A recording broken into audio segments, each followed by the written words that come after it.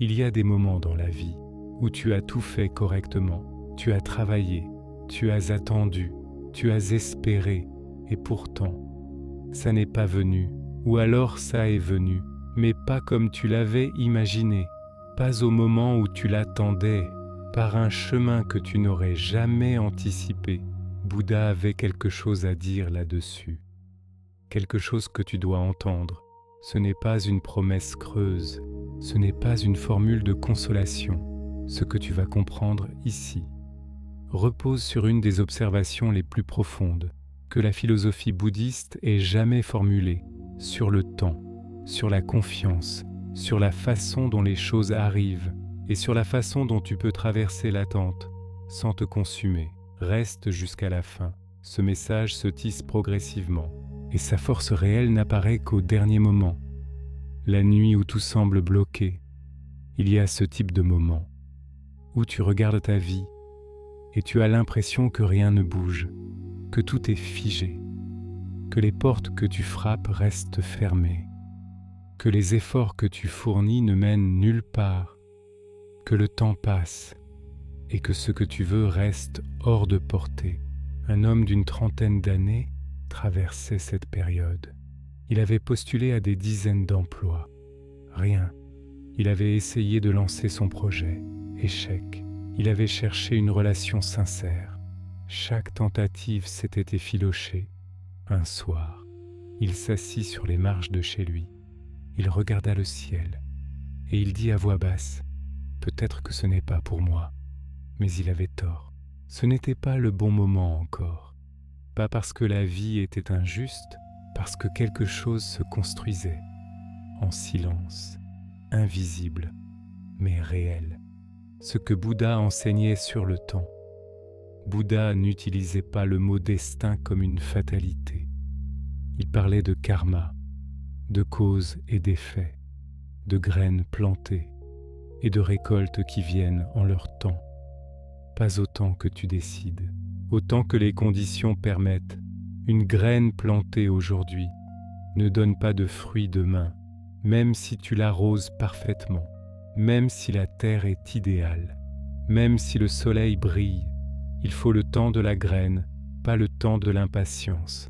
Et Bouddha observait que la plus grande souffrance des humains venait souvent de cette incompréhension.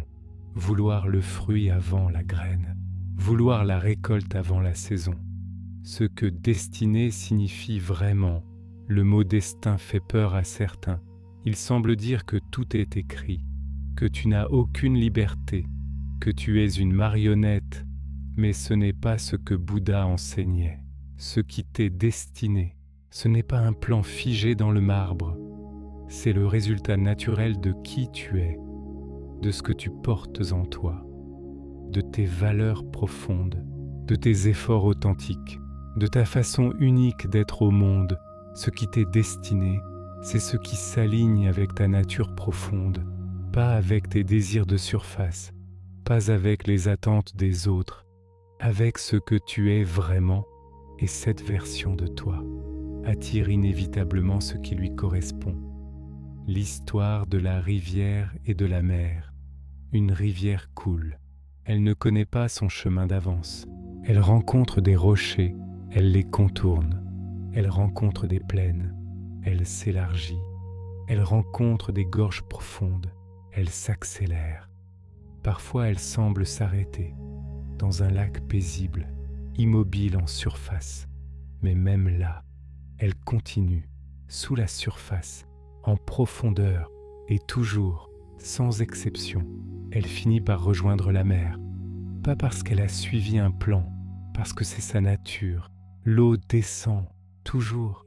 Elle trouve toujours son chemin, même quand il n'est pas visible, même quand il semble inexistant. Tu es cette rivière, et ce qui t'est destiné est la mer. Le piège de la comparaison, l'une des choses qui rend l'attente insupportable, c'est de regarder les autres, de les voir arriver là où tu veux aller, plus vite, apparemment sans effort, avec moins d'obstacles, et de se demander pourquoi eux et pas moi. Mais cette comparaison est un mensonge. Tu ne vois pas leur chemin, Tu vois leur destination actuelle, pas les nuits d'insomnie qui l'ont précédée, pas les doutes qu'ils ont traversés, pas les tentatives avortées, pas ce qu'ils ont abandonné pour arriver là. Et surtout, ce qui t'est destiné n'est pas ce qui est destiné à l'autre. Vouloir leur chemin, c'est vouloir devenir quelqu'un d'autre. Et devenir quelqu'un d'autre te fait manquer ce qui t'appartient vraiment. 2 graines différentes. Un jardinier planta 2 graines le même jour. La première était un cerisier, la seconde était un chêne. Au bout d'1 an, le cerisier avait déjà fleuri. Le chêne n'avait que quelques feuilles timides. Un passant dit « Ce chêne ne vaut rien ». Le cerisier a déjà fleuri. Le jardinier sourit. « Dans 100 ans, reviens me voir ». Le cerisier avait sa beauté, rapide, délicate, éphémère. Le chêne avait la sienne, lente, profonde, indestructible. Ni l'un ni l'autre n'étaient supérieurs. Ils étaient différents, avec des temps différents, des beautés différentes, des destinées différentes. Tu es peut-être un chêne dans un monde qui célèbre les cerisiers. Ça ne veut pas dire que tu es en retard. Ça veut dire que ta profondeur demande plus de temps. Ce que l'impatience coûte vraiment, l'impatience n'accélère rien. C'est une illusion de contrôle. Elle consomme l'énergie, sans rien produire. Elle brûle le carburant, sans faire avancer le véhicule. Un agriculteur impatient qui déterrerait ses semences pour voir si elles poussent, stopperait leur croissance, par le geste même censé la vérifier. L'impatience fait la même chose. Elle déracine ce qui est en train de pousser. Elle interrompt un processus dont elle ignore la temporalité, et Bouddha observait que cette impatience venait d'une même source, la méfiance envers le processus de la vie, la conviction que si on ne contrôle pas, rien n'arrivera. Mais la vie ne fonctionne pas ainsi. Elle a ses propres rythmes, ses propres logiques, et leur faire confiance n'est pas de la passivité, c'est de la sagesse. La différence entre attendre et préparer. Il y a 2 façons d'être dans l'attente. La première est passive. On s'assoit, on croise les bras, on espère, on ressasse, on s'épuise à vouloir que les choses aillent au plus vite. La seconde est active. On continue, on se prépare, on affine, on grandit. On devient de plus en plus celui ou celle que ce qu'on attend mérite de trouver. Bouddha enseignait que la voie juste n'est ni l'agitation permanente, ni la passivité totale. C'est l'action alignée, faire ce qui dépend de toi, avec tout ce que tu as, et laisser ce qui ne dépend pas de toi, se déployer à son rythme. L'histoire de la femme et de la lettre. Une femme attendait une réponse importante, une lettre qui déterminerait le cours de sa vie. Chaque matin, elle allait voir sa boîte aux lettres, vide. Chaque après-midi encore, vide. Elle passa des semaines à guetter, à ne plus vraiment vivre, à attendre seulement. Un soir, une vieille voisine la vit et lui dit « Le facteur vient quand il vient. Et pendant qu'il vient, la vie continue de se passer. Que feras-tu si tu l'as manqué ?» La femme comprit. Elle ne pouvait pas accélérer la lettre, mais elle pouvait décider de vivre pendant que la lettre voyageait.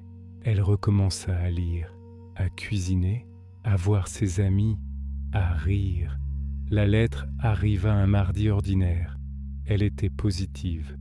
Mais ce qui l'étonna le plus, c'est qu'elle ne ressentit pas le soulagement qu'elle attendait, parce qu'en reprenant sa vie, elle avait déjà trouvé quelque chose de précieux, sans la lettre. Ce qui doit partir doit partir. Il y a un autre côté de cette vérité, moins confortable, mais tout aussi important. Ce qui n'est pas destiné à rester, partira. Quoi que tu fasses, la relation qui s'effrite malgré tous tes efforts, le travail qui se termine malgré ta loyauté, la situation qui change malgré ta résistance. Ces départs ne sont pas des échecs, Ce sont des libérations, parfois déguisées en catastrophes. Bouddha enseignait que l'univers tend vers l'alignement. Ce qui n'est pas aligné avec ta nature profonde ne peut pas rester indéfiniment. Il résiste, il grince, il s'use et finit par partir, pour laisser de la place à ce qui correspond vraiment. Les portes qui se ferment, chaque porte fermée, que tu vis comme un échec, et peut-être une redirection, la porte que tu n'as pas pu ouvrir, te protège peut-être d'un couloir qui ne menait nulle part. Un homme voulait absolument travailler dans une entreprise précise. Il postula 3 fois, 3 refus. Il fut dévaste, convaincu qu'il avait raté sa chance. 2 ans plus tard, cette entreprise fit faillite et lui, grâce au chemin différent qu'il avait emprunté par défaut, avait trouvé quelque chose qu'il n'aurait jamais imaginé vouloir et qui lui allait parfaitement. La porte fermée l'avait sauvé. Il ne le savait pas encore. Quand il pleurait devant elle, la confiance comme pratique, faire confiance au processus, ce n'est pas naïf, ce n'est pas abandonner, ce n'est pas fermer les yeux sur la réalité, c'est choisir activement de croire que ce qui arrive, même quand c'est douloureux, même quand c'est déconcertant, fait partie de quelque chose de plus grand que tu ne peux pas voir entièrement depuis où tu te trouves. Imagine quelqu'un qui regarde un seul fil d'une tapisserie. Vu de près, ce fil semble chaotique, noué, sans logique apparente, mais reculé. Ce fil fait partie d'un motif précis, élaboré, beau. Tu es à l'intérieur de ta tapisserie, trop proche pour voir le motif entier. La confiance, c'est accepter que le motif existe, même quand tu ne le vois pas encore. Ce que tu peux faire maintenant, ne pas attendre passivement, ne pas s'agiter inutilement, trouver l'espace entre les deux. Ce soir, pose-toi une question honnête. Qu'est-ce que je peux faire aujourd'hui qui m'approche de qui je veux être, pas de ce que je veux avoir, de qui je veux être, parce que c'est là que tout commence. Ce que tu attires dans ta vie est toujours en accord avec qui tu es vraiment, pas avec qui tu prétends être, pas avec qui tu voudrais être, avec qui tu es maintenant, dans tes choix quotidiens, dans ta façon de traiter les autres, dans ta façon de te traiter toi-même. Deviens ce que tu cherches, et ce que tu cherches viendra te trouver. L'enseignement final, Bouddha ne disait pas de croiser les bras, il disait d'agir avec justesse et de lâcher le résultat, faire le bon geste au bon moment, avec la bonne intention, et ensuite laisser le cosmos faire son travail. Ce qui t'est destiné ne peut pas te passer à côté. Si tu continues d'avancer, si tu continues de te préparer, si tu continues d'être vrai, la vie a une façon remarquable de mettre les bonnes choses au bon endroit, au bon moment, pas à ton moment, au bon moment. Et quand elles arrivent, tu comprends pourquoi elles n'étaient pas là avant, pourquoi l'attente était nécessaire, pourquoi chaque porte fermée était une protection, pourquoi chaque détour était un raccourci déguisé. Ce qui t'est destiné viendra toujours à toi, toujours. Si ces mots ont touché quelque chose en toi, si tu traverses une période d'attente, de doute, de porte fermée, et que cette vidéo t'a aidé à respirer un peu différemment, alors fais ce geste simple, abonne-toi à cette chaîne. Ce n'est pas un acte anodin, c'est une décision de te donner accès, régulièrement, à des espaces de sagesse, dans un monde qui va trop vite. Cette chaîne est un ancrage, un lieu pour ralentir, pour comprendre, pour se rappeler ce qui compte vraiment. Active la cloche pour ne rater aucune vidéo. Chaque publication est une invitation à voir les choses avec plus de hauteur, plus de confiance, plus de paix. Et si tu connais quelqu'un qui doute en ce moment, qui se sent bloqué, qui se demande si ses efforts servent à quelque chose, partage cette vidéo avec lui. Parfois, Le bon message au bon moment change tout. On se retrouve très bientôt pour une nouvelle vidéo, avec d'autres enseignements qui éclairent le chemin.